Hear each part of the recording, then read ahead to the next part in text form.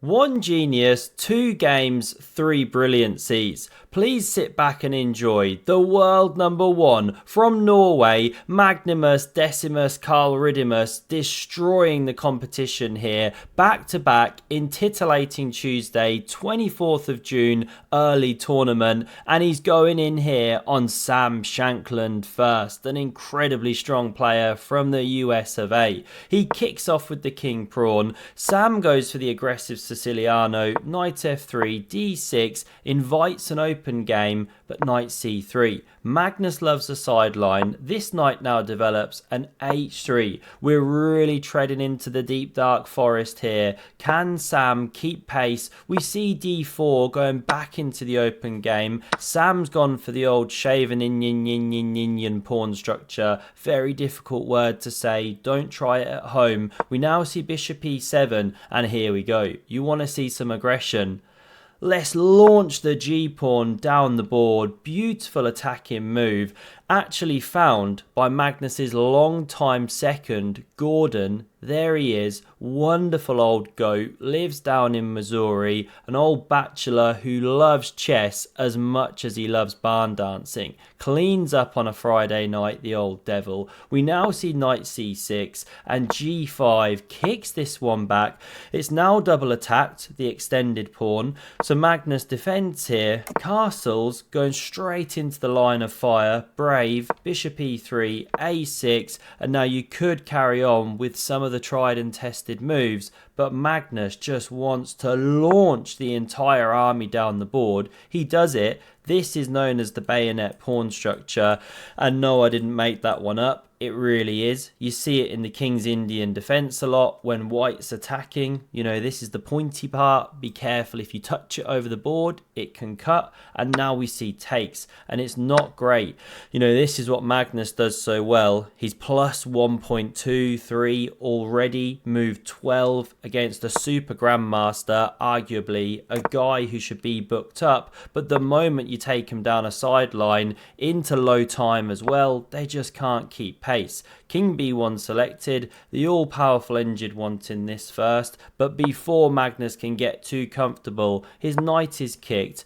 Now e5 goes for the counter, and Sam does it when the queen's on d4. You know, without the queen there, you could have slid on past with the pawn. Here you can't, so the queen backs up like a dump truck. Now we see the bishop hit the long diagonal, the knight defends, rotating into the attack of course, and takes is played. Very standard idea. You free up dark squares. A lot of black's play is now rotating around that. Can you get something going here? Maybe move the queen, run the a-pawn, but it's taking time. Meanwhile, Magnus is on the march, and I hate this move. You should actually activate the knight immediately, but g6 is played.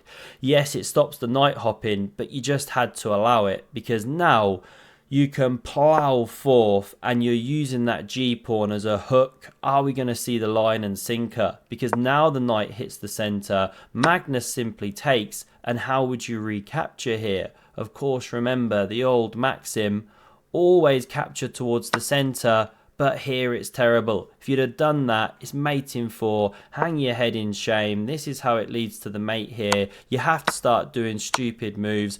You probably need to go and have a good hard look at yourself in the mirror. Start doing that self-affirmation stuff. I will not blunder. I will not blunder. I will get better at chess. And you're guaranteed to break 2000. Let's run back here, because in the game we saw F captures, allowing Magnus to uncork a brilliancy, but Sam to come up with a defense. Queen h2 on the board. Delicious chess.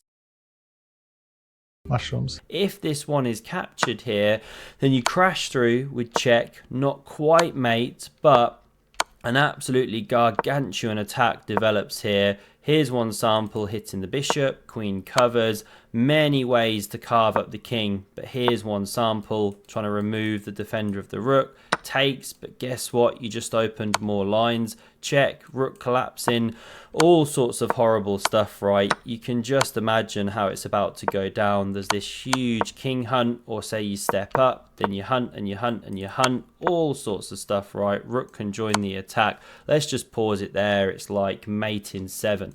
So we'll stop because it wasn't played. After this, rook f7 defending, not taking the bishop, we saw now a real nice, simple way to continue the attack. And it's bishop takes on e5. Now the dark squared bishop and the bishop pair in general were looking nice, but now this square is not defended. So bang, Magnus can snipe down that diagonal, loves it. And not only are you hitting a rook, you're actually threatening a mate. Not quite mate in 2, or maybe it is actually after queen takes. So you really have to respond to that threat. You could push with d5. Line goes something like this.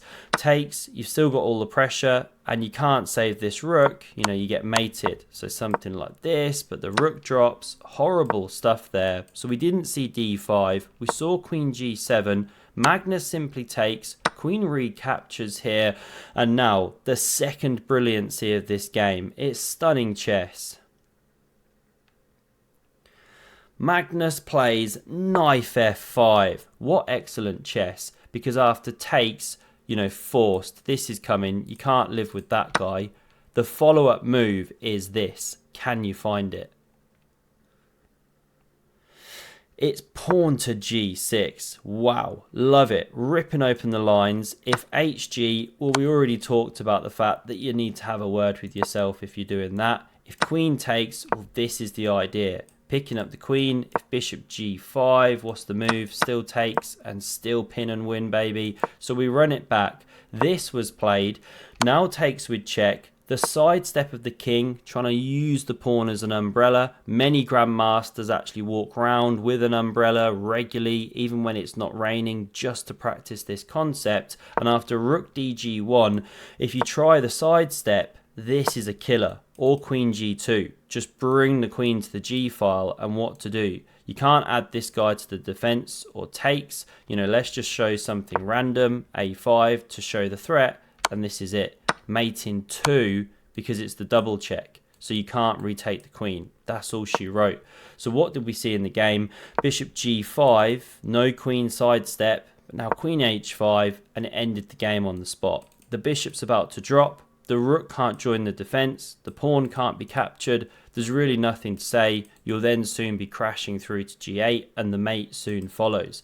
Beautiful attack. We now jump to this one because Magnus on the black side playing Vasiv Durabali, not a grandmaster I'm familiar with, but he's well over 3,000. What a strong player. And here, Magnus is an oldie these days in terms of the kids, but he's playing a modern defense, keeping it sharp. Love this opening here, just going with the pawns, preparing b5, bishop e3, knight f6, and queen d2 starts the so-called 150 attack. Now this gets its name from the English chess scene.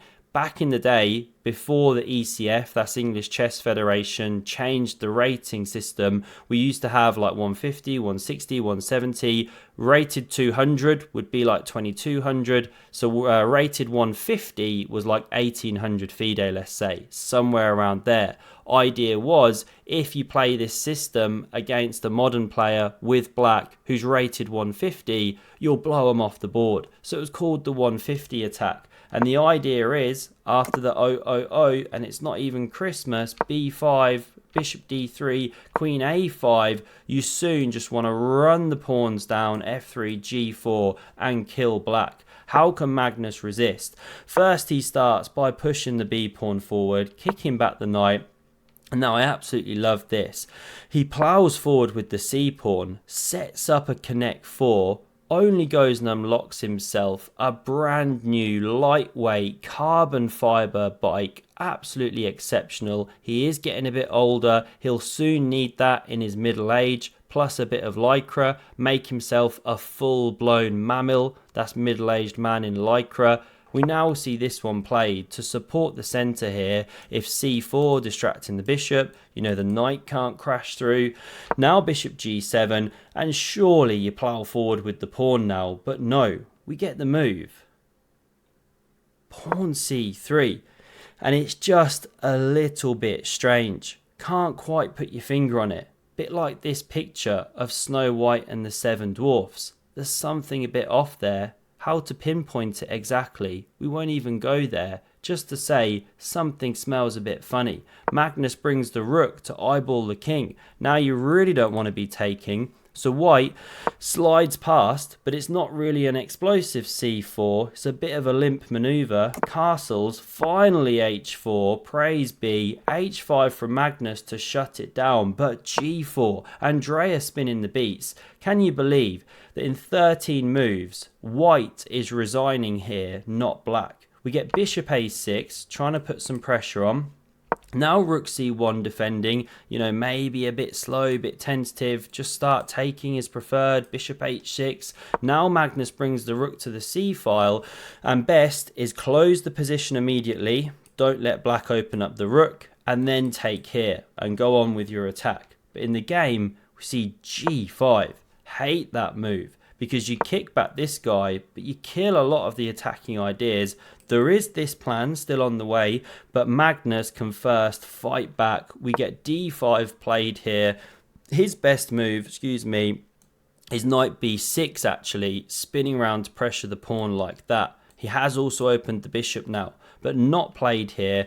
We saw knight e5, and it pressures the bishop, the c pawn, but there's a great response here, and it's pawn f4. Love the flowing structure here from white, even though I'd have rathered they opened the position earlier. Now the knight hits g4, could have taken that guy, but Magnus prefers this. Rook h3, love a little rook lift. Vasif's in excellent shape. We see knight c7 played, and now here we go. f5 goes for the jugular. Magnus now takes. The game's hotting up, and this is the moment where he unleashes the third brilliancy of this video. Can you find the move here?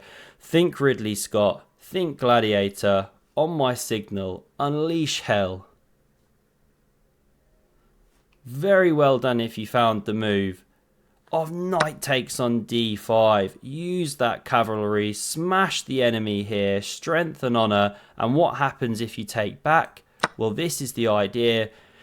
You plow forward with the foot soldiers. Bishop attacked. Let's say it saves itself, covers the center. Then you carry on, hit the queen. Do not take. Of course, recaptures with check. Not only are you getting mated, the queen is dead. So let's run back. After c3, say you go queen d1. Well, now you could take, good move, or even b3. You're ripping open the lines. Let's not keep going too much here, because that wasn't played in the game, but something similar. Instead of capturing, allowing this, we saw f6. Now we get takes from Magnus, and now takes on d5, allowing the lines we just discussed. Bishop f5 hits the rook, c3 hits the queen, queen c2 apparently best, but queen d1 selected, and best for Magnus is actually taking here, apparently.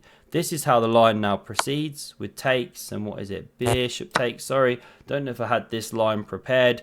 Then bishop c2, but still black's doing great. This one's on the way. The bishop's soon going to have its eyes opened. This is a bit of a monster. You can take here at the right moment. So that was the way to go with pawn takes here. But Magnus plays pawn b3, and it allows a glimmer of hope. If white takes here, then you can just try and survive, because after take, you sidestep, you use the old umbrella, and who knows what's going on. It's completely crazy. This bishop could bounce into the defense, potentially. Let's run back, because in the game, we get pawn takes on b3. Given the question marks of doom, Magnus takes. He now takes with check. Bishop recaptures here, and we saw the white player lose on time. Vasif going down, but in a really tough position. Here's a sample line.